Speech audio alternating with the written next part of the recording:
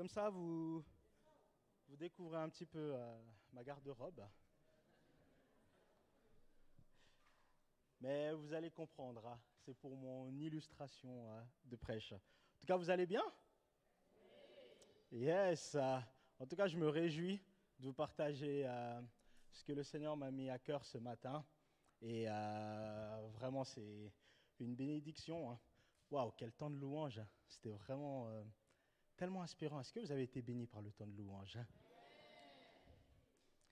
J'ai beaucoup aimé lors du chant Je suis dans la joie. Georges a dit j'invite toute l'église à danser. Il n'a pas dit j'invite les Africains à venir danser. Hein. Ça, déjà, c'était un point positif. Hein. Mais ce matin, j'ai envie de creuser avec vous un petit peu plus sur l'Esprit de Dieu. J'ai envie de creuser avec vous un petit peu plus sur comment être revêtu de la puissance de Dieu, comment être revêtu du Saint-Esprit. Hein.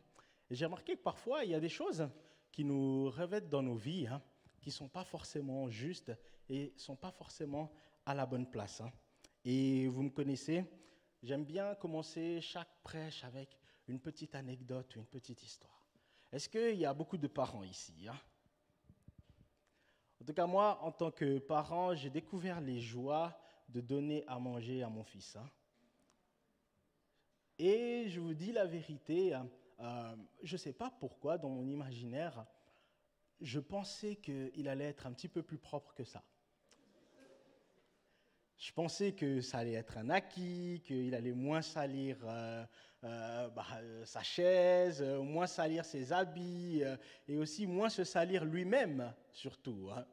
Et j'ai découvert que très souvent, parce qu'on essaie de le responsabiliser maintenant avec mon épouse, et mon fils, il aime énormément les pâtes pesto. Hein. Donc, on le responsabilise, il mange tout seul et tout, et il n'a pas encore maîtrisé le couteau, la fourchette, ni la cuillère. Pour l'instant, c'est encore rudimentaire, c'est les mains, tu vois. Donc, il va plonger ses mains dans l'assiette, il va essayer d'amener ça dans sa bouche comme il peut. Ensuite, c'est les cheveux, le visage, toucher autre chose lui-même et tout. Et c'est quand même assez compliqué. Et quand il finit de manger, et puis qu'il faut le sortir cette fois de table, il a un réflexe, c'est que directement il me tend les bras pour que je le porte et que je le prenne. Et sauf que moi, je n'ai pas envie d'être sali par lui. Alors, j'ai trouvé quelque chose juste de fort, c'est que maintenant, j'enlève mes vêtements. Donc, je suis torse nu. Hein. Dès qu'il finit de manger, si j'ai une chemise, j'enlève ma chemise, j'enlève mon t-shirt, je suis torse nu. Hein. Et en fait, c'est beaucoup plus facile, c'est quartier libre, il peut m'attraper, il peut m'empoigner. Je n'ai pas peur qu'il me salisse. Je n'ai pas peur qu'il salisse mes habits. Hein. Et ensuite, je l'amène se laver et ainsi de suite et tout, il est tout propre. Mais j'ai remarqué que c'était quand même quelque chose de fort. Le fait que je sois habillé me fait peur d'être sali. Hein. Mais dès le moment où je suis dépouillé, je n'ai plus peur d'être sali par lui. Hein. Et je réalise que parfois, c'est un petit peu la même chose dans nos vies. Hein. C'est que ce qui nous fait peur chez les autres, le péché des autres, met en lumière, en vérité, un manque de dépouillement dans notre vie. Hein. Lorsqu'on a peur du péché des autres, lorsqu'on a peur, lorsqu'on craint les autres, c'est en train de mettre peut-être en lumière qu'il y a quelque chose en nous qui n'est peut-être pas tout à fait dépouillé. Hein. Et il y a des manteaux dans nos vies qu'on porte, il y a des vêtements qu'on porte. Et ce matin, j'ai envie qu'on découvre quelles sont ces choses que l'on porte sur nous et qui méritent d'être dépouillées. Hein. Le titre de mon message ce matin, c'est « Découvre-toi ». Il a double sens. Hein. Voilà, découvre-toi et aussi découvre-toi. Tu vois. Voilà, dis à ton voisin « découvre-toi », mais le sens correct du mot « découvre-toi », c'est...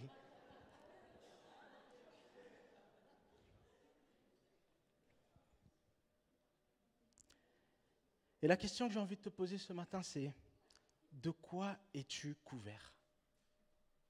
De quoi est-ce que tu es couvert ce matin? Quel est le manteau que tu portes? Et on va prendre un passage ensemble dans Philippiens 3, Philippiens chapitre 3, versets 4 à 7, qui nous dit « Pourtant, moi-même, je pourrais mettre ma confiance dans ma condition. Si quelqu'un croit pouvoir se confier dans sa condition, je le peux plus encore. J'ai été circoncis le 8e jour. Je suis issu du peuple d'Israël, de la tribu de Benjamin, hébreu né d'hébreu. En ce qui concerne la loi, j'étais pharisien.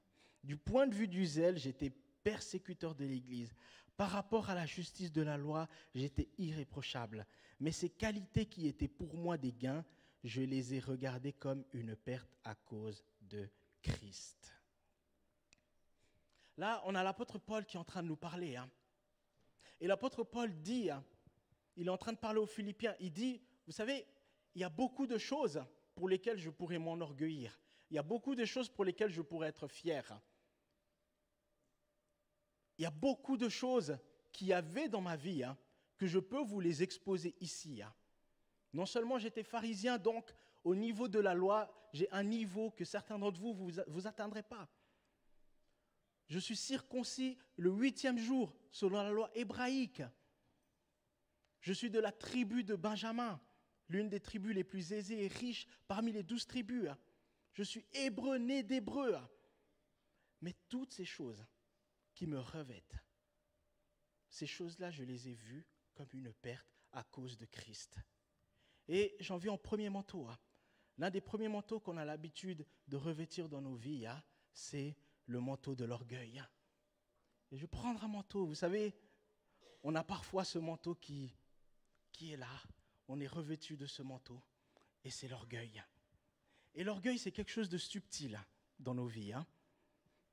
Parce que là, comme ce manteau, il a l'air bien, il a l'air à l'aise, il a l'air chaud, il est bien visible.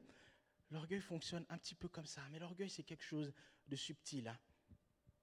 L'orgueil nous place en fierté par rapport à nos acquisitions, par rapport à ce qu'on a fait, par rapport à ce qu'on est. Et l'orgueil fait qu'on se dresse au-dessus des autres et on se permet de voir et de juger les autres comme s'ils étaient inférieurs à nous. C'est ce manteau-là. Et Paul est en train de nous expliquer, il y a beaucoup de choses qui pourraient me placer au-dessus de vous. Je pourrais avoir la fierté et vous les exposer, et vous montrer ma supériorité par rapport à vous. Mais ces choses-là, je les ai considérées comme une perte, parce qu'elles n'ont aucune valeur face à Jésus-Christ et face à l'œuvre qu'il a fait pour nous à la croix, les amis. Et peut-être parfois, c'est notre travail qui nous enorgueillit parce qu'on a un super poste de travail et ça nous permet de donner une belle dîme à l'Église et on pense que oui, j'aide l'Église à avancer, j'aide le service, j'aide le ministère parce que j'ai un bon poste. Parfois, ça peut être parce que j'ai une belle maison, parfois parce que j'ai une belle condition. Et parfois, en fait, là où c'est encore plus subtil, au niveau de l'orgueil, et j'appelle ça de l'orgueil, c'est que parfois même, on est orgueilleux face à Dieu. On est orgueilleux face à Dieu. Pourquoi ? En tant que Suisse, souvent, on considère ça comme de l'humilité. Mais je vous dis, c'est une fausse humilité. Il y a un appel sur nos vies. Il y a un appel sur nos vies. Il y a une demande de Dieu qui est claire sur nos vies. Et souvent, on revêt le manteau de l'orgueil, pensant que c'est le manteau d'humilité. « Oh Seigneur, qui suis-je pour prêcher ? Ce n'est pas juste, tu ne m'appelles pas vraiment. Qui suis-je, Seigneur, pour évangéliser ? Qui suis-je pour amener la parole de Dieu ? Et souvent, en fait, on a l'impression de revêtir le manteau de l'humilité, mais on est en train de revêtir le manteau de l'orgueil. Parce que, pourquoi est-ce qu'on est orgueilleux ? Parce qu'on est convaincu qu'on se connaît mieux que ce que Dieu nous connaît. On est convaincu qu'on a des meilleurs plans pour nos vies que les plans de Dieu pour nos vies. On est convaincu qu'on a une meilleure destinée à tracer que la destinée que Dieu a tracée pour nous. Et c'est très subtil. On pense être humble, mais la vérité, c'est qu'on est orgueilleux. On revêt le manteau de l'orgueil. C'est pas juste, Seigneur. C'est pas juste. pourquoi tu m'appelles à donner mon argent, moi qui ai sué du lundi au vendredi à le gagner honnêtement? C'est pas juste, Seigneur, pourquoi tu m'appelles à partir dans ce pays alors que je suis sur le plan de construire une belle villa? C'est pas juste, Seigneur, pourquoi tu m'empêches d'être dans cette relation amoureuse alors que cet homme ou cette femme est si belle et beau et ça me fait tellement du bien? C'est pas juste, Seigneur, pourquoi tu veux que je patiente jusqu'au mariage alors que je suis sûr que c'est la femme de ma vie? Le manteau de l'orgueil. Et c'est le manteau qui a piégé Adam et Ève. Et c'est le manteau que le diable s'est parfaitement utilisé pour pouvoir nous revêtir. Tous les hommes tombent facilement dans ce piège. Le manteau de l'orgueil, les amis.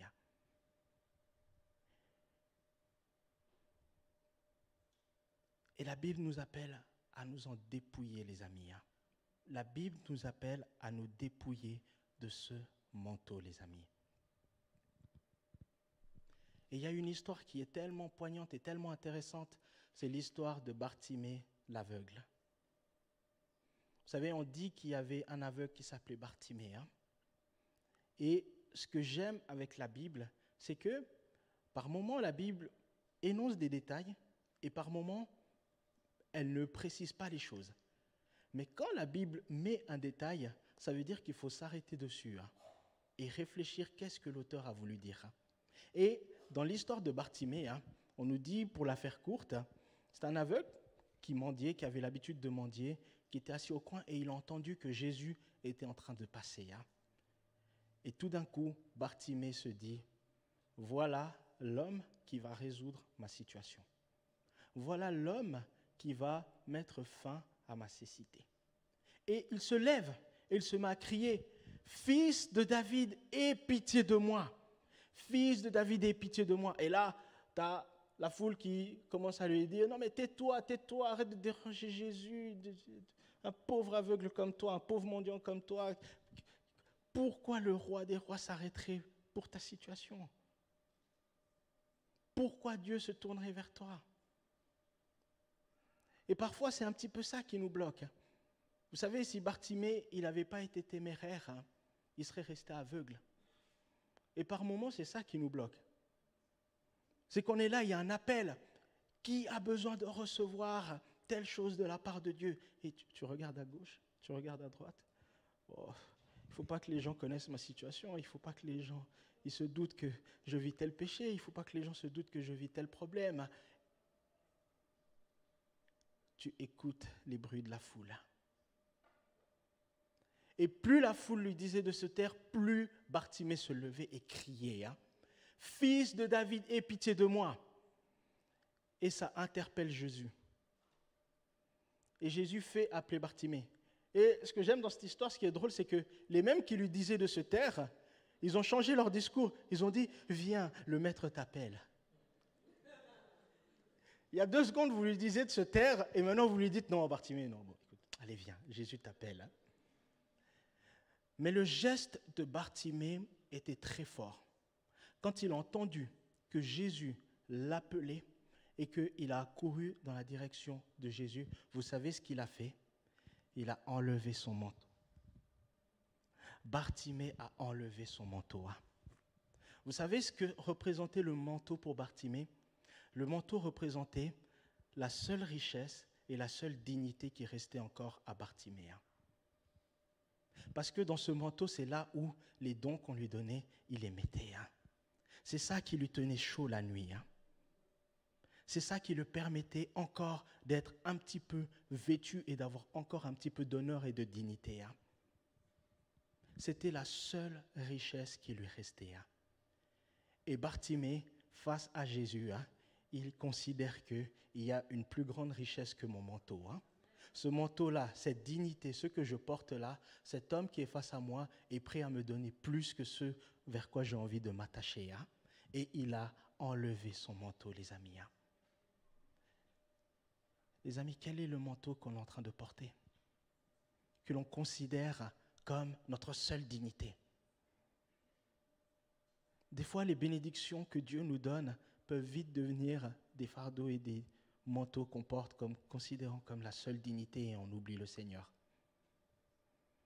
Cet enfant pour qui on a tant prié pour pouvoir l'avoir devient une idolâtrie pour nous.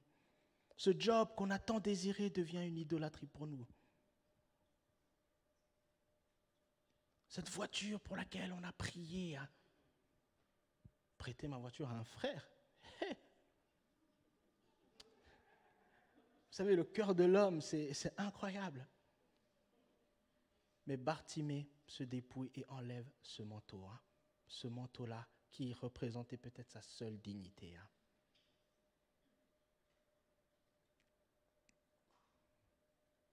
Et parfois, on revêt un autre manteau. Et ce manteau-là, je trouve, c'est ce qui détruit l'Église. C'est l'un des manteaux les plus subtils. Et l'un des manteaux qui cause le plus de problèmes dans ce siècle, c'est le manteau de l'hypocrisie. Vous savez,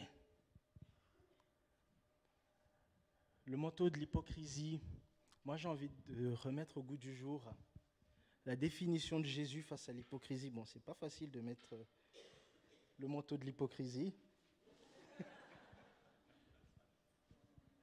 Mais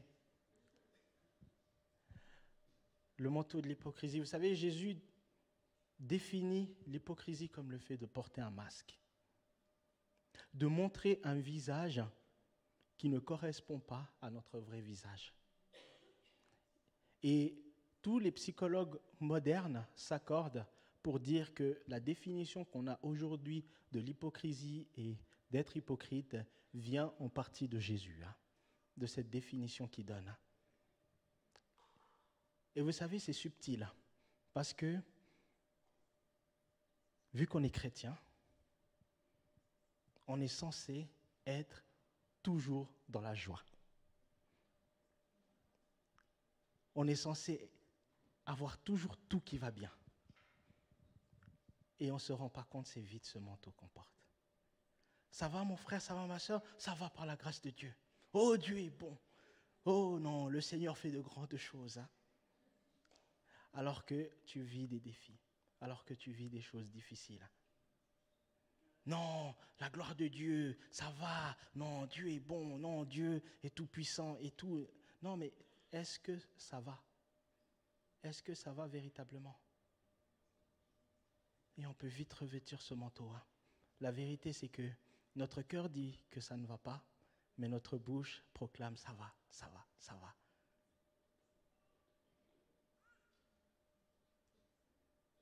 On peut très vite revêtir le manteau de l'hypocrisie, les amis.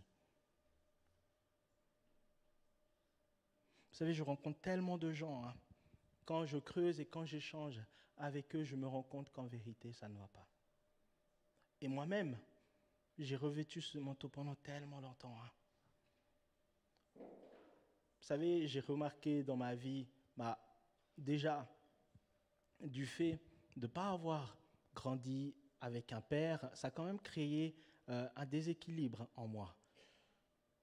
Ce qu'un père est censé amener, apporter à son garçon, c'est-à-dire ce côté, on va dire, plus décidé, plus autoritaire, plus affirmé, c'est quelque chose qui m'a beaucoup manqué dans ma vie. Et ça veut dire que j'étais quelqu'un qui disait souvent oui, alors que parfois mon cœur disait non. Parce que je voulais toujours être sympa, parce que je voulais toujours rendre service, parce que je voulais toujours être présent. Mais la vérité, c'est qu'à un moment donné, tu te rends compte qu'il y a beaucoup de choses pour lesquelles ton cœur dit non, et que ta bouche a dit oui, et que ce n'était pas juste. Et pendant des années, je vous dis la vérité, j'ai pensé que j'étais bien. J'ai pensé que tout allait bien. J'ai pensé que c'était parfait, mais en vrai, dans mon cœur, je sentais que je vivais des vraies souffrances. Dans mon cœur, je sentais que je vivais des véritables troubles. Mais parce que tu es responsable jeunesse, il faut dire que ça va. Parce que tu encadres d'autres jeunes, parce que tu encadres l'Église, il faut dire que ça va. Et parfois, on est là à crier et à dire « ça va, je vais bien, Dieu est bon, la grâce de Dieu est sur moi ». Et on se rend compte petit à petit qu'il y a des véritables battes dans la vie.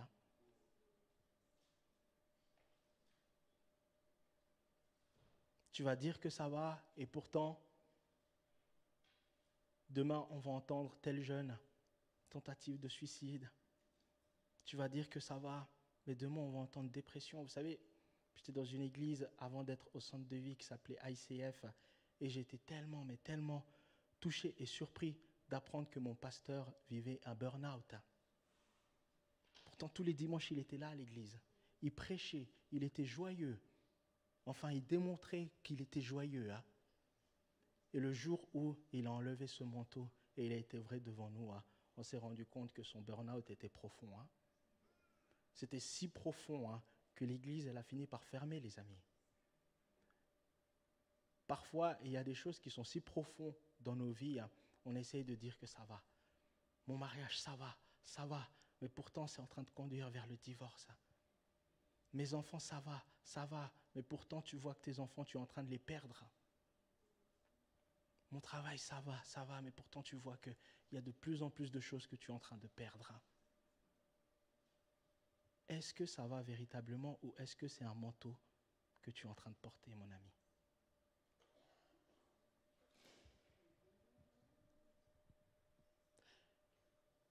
Apprenons à être vrais, les amis. Apprenons à être vrais.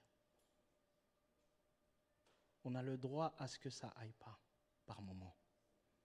Mais il faut le reconnaître. Il faut réussir à mettre des mots dessus.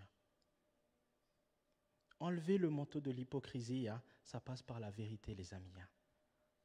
Vous savez, la foi, ce n'est pas renier ou faire un déni sur notre situation.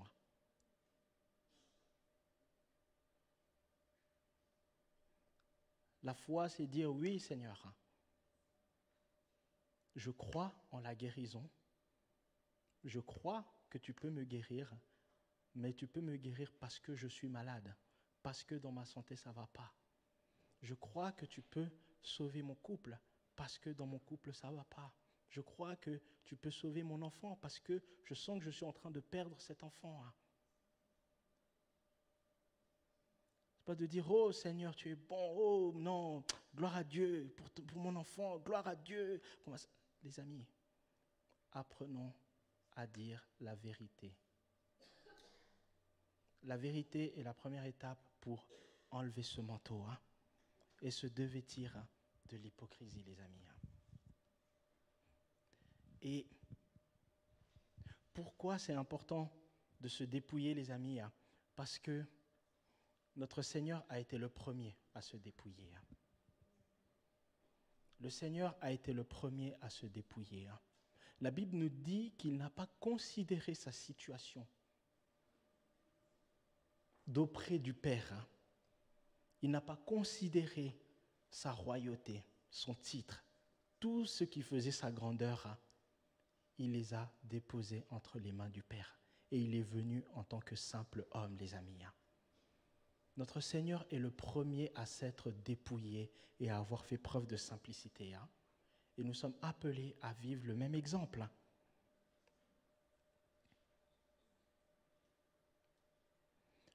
Mais maintenant, la question, c'est que se passe-t-il une fois qu'on est dépouillé? Qu'est-ce qui arrive quand on est totalement vidé? Est-ce que le Seigneur nous laisse comme ça? Est-ce que le Seigneur nous laisse nus? On va voir ensemble Actes 1:8, où Dieu dit « Mais vous recevrez une puissance lorsque le Saint-Esprit viendra sur vous, et vous serez mes témoins à Jérusalem, dans toute la Judée, dans la Samarie et jusqu'aux extrémités de la terre. » Lorsque les amis, on commence à se dépouiller, c'est là où le Seigneur commence à nous vêtir. C'est ça la vraie définition de renoncer à soi-même, les amis. Renoncer à soi-même, ça ne veut pas dire demander 10 000 fois pardon à Jésus, pleurer, se rouler par terre.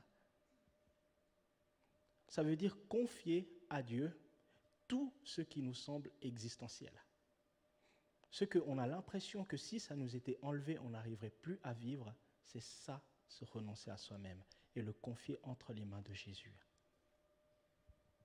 Et une fois qu'on a confié notre existence, on a confié ces choses au Seigneur, le Seigneur nous revêt d'un nouveau manteau. Il nous revêt du manteau de l'Esprit. Il nous revêt du Saint-Esprit. Amen.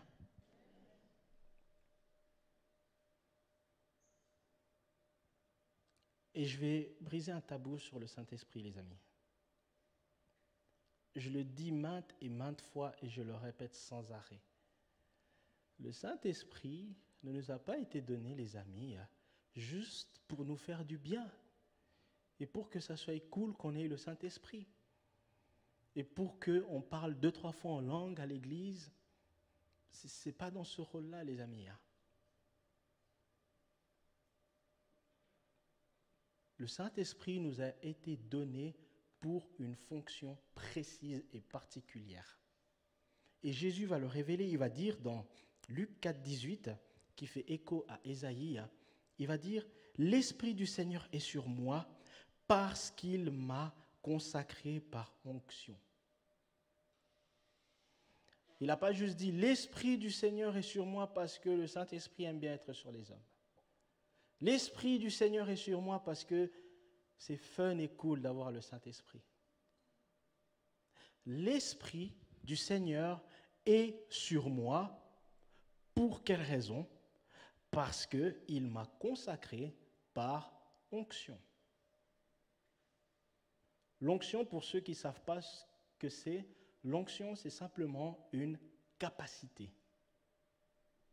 Ça veut dire que lorsque le Saint-Esprit nous revêt, il nous donne une capacité précise pour accomplir une tâche spécifique.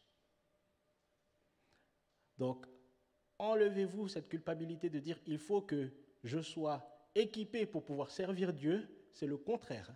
Il faut que je sois dépouillé pour que Dieu m'équipe. Dieu ne cherche pas des personnes qualifiées, il qualifie les personnes qui l'appellent. Il m'a consacré par onction pour annoncer la bonne nouvelle aux pauvres.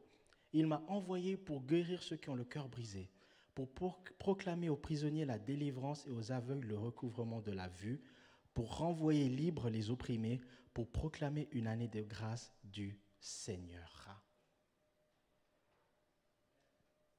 Les amis, lorsque on a le Saint-Esprit, lorsque on est revêtu maintenant du manteau du Saint-Esprit, c'est pour un rôle, une tâche spécifique. Je vais revêtir le manteau du Saint-Esprit. On va dire que c'est ça le manteau du Saint-Esprit. Parce qu'il va bien avec mon style.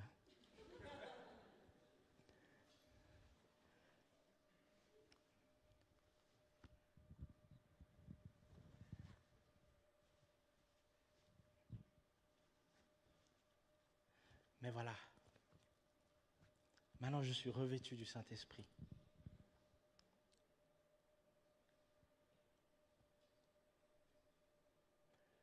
Les amis, cherchons à être revêtus chacun d'entre nous par le Saint-Esprit. Et il y a 7 conditions pour être rempli et être revêtu de l'onction du Saint-Esprit. La première, c'est rencontrer et connaître Jésus en tant que personne. Vous savez, si vous n'avez pas encore rencontré Jésus, vous ne l'avez pas encore accepté, vous n'avez pas compris que Jésus s'est donné en sacrifice pour vos fautes, vos insuffisances et vos péchés, c'est l'un des premiers freins à ne pas être revêtu du Saint-Esprit. Ça, c'est déjà la première porte. Rencontrer et connaître Jésus. 2, c'est comprendre la Bible.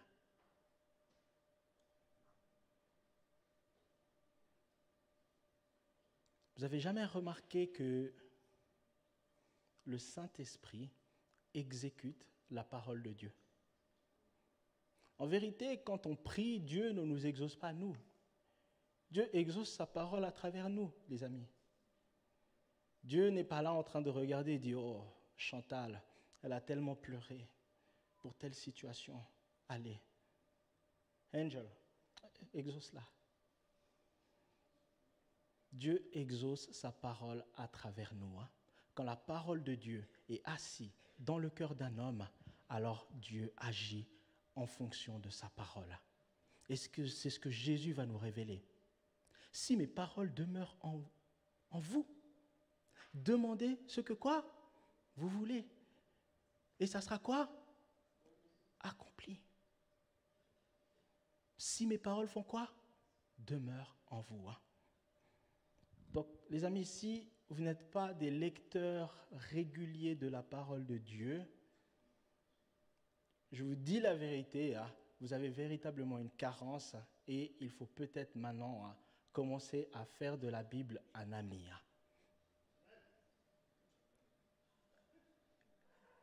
Elle n'est pas juste là exposée pour faire joli sur votre bibliothèque.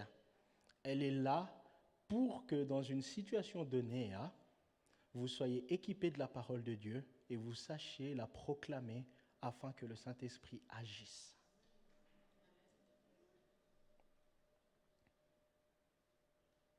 Ensuite, être ouvert à la révélation personnelle.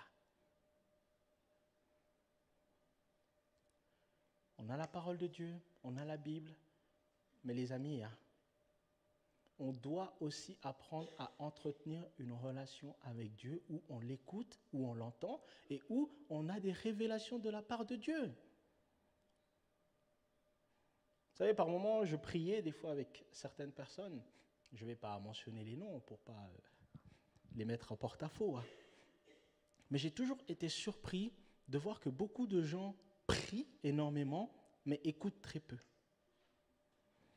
Seigneur, tu vois ma situation, tu vois que j'ai besoin de ceci, tu vois Seigneur, il faut que tu règles telle situation. Vraiment Seigneur, aide-moi dans cette situation, sinon je vais mourir. Oh, sois béni, Jéhovah Jireh, Jéhovah Shalom, quantité tout. Amen. Puis Dieu est là. Je peux répondre? On est dans une relation, est-ce que je peux dire quelque chose? Et je remarque que beaucoup de personnes, beaucoup de chrétiens, et c'est triste à dire, mais ne savent pas reconnaître la voix de Dieu, et ne savent pas écouter Dieu, et ne savent pas quand Dieu est en train de leur parler. On doit apprendre, les amis, à être ouverts à la révélation personnelle, être ouverts à ce que Dieu nous dit. Ensuite, ça fait un peu plus mal, mais c'est une vérité. Il faut vous préparer à être persécuté.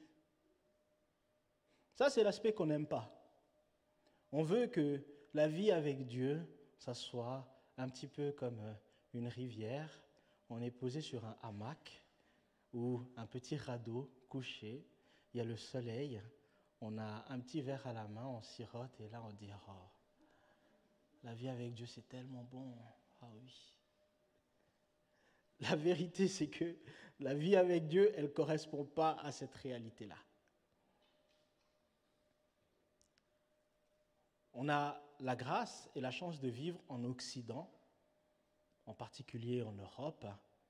En tout cas, l'Europe, les pays occidentaux sont les seuls pays du globe où il n'y a pas une persécution physique des chrétiens. Dans les autres continents, les amis, les chrétiens meurent à cause de leur foi. Annoncer l'évangile à ton voisin peut te coûter la vie. Et ça, c'était Stéphane Hofer qui me partageait ça, qui travaille pour Impart, en particulier en Inde.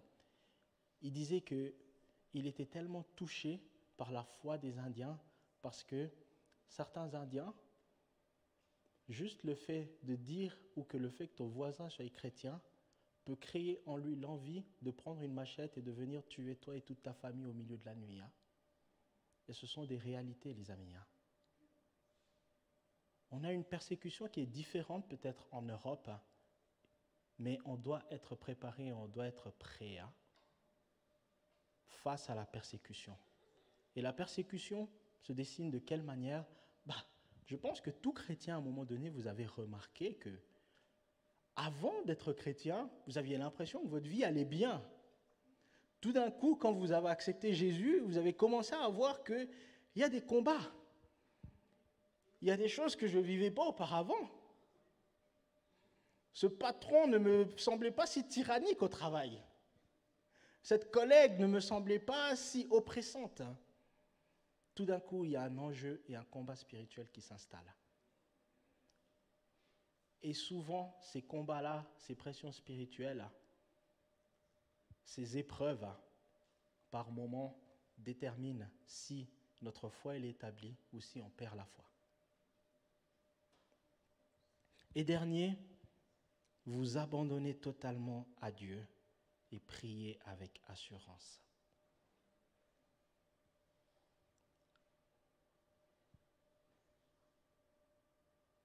Le Saint-Esprit va agir, va nous utiliser dès le moment où on choisit de s'abandonner totalement à lui, les amis. Vous savez, Dieu n'est pas intéressé par une demi-conversion. Dieu veut notre cœur totalement. Il veut que nous vivions pour lui de manière totale, les amis.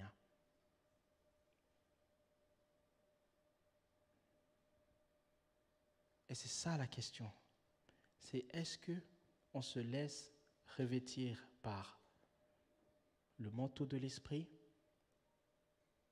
et on se laisse pleinement utiliser par Dieu et par son esprit, même si les routes et les directions ne semblent pas correspondre à nos attentes, ou est-ce qu'il y a encore d'autres manteaux dans nos vies qui nous empêchent de pleinement expérimenter la vie de l'esprit?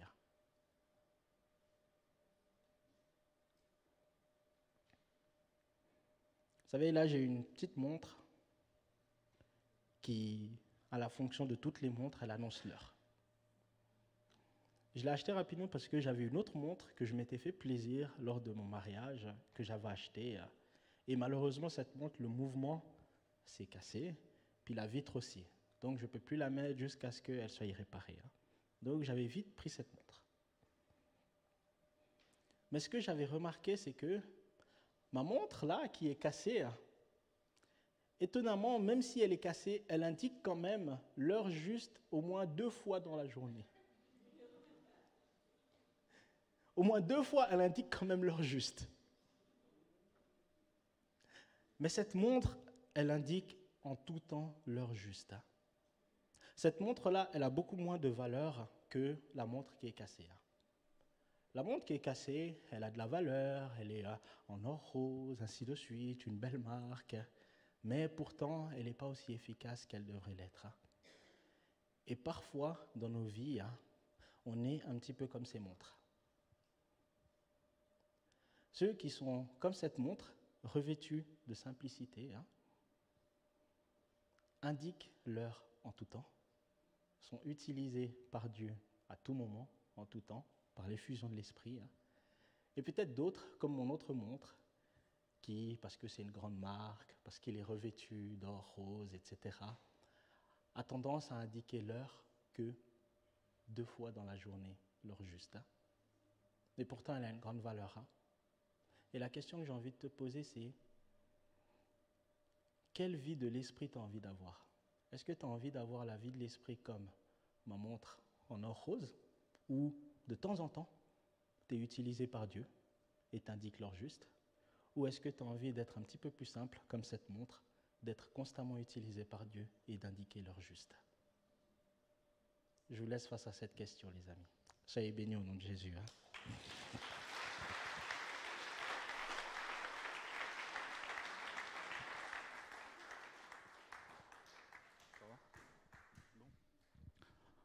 Vous pouvez monter sur scène.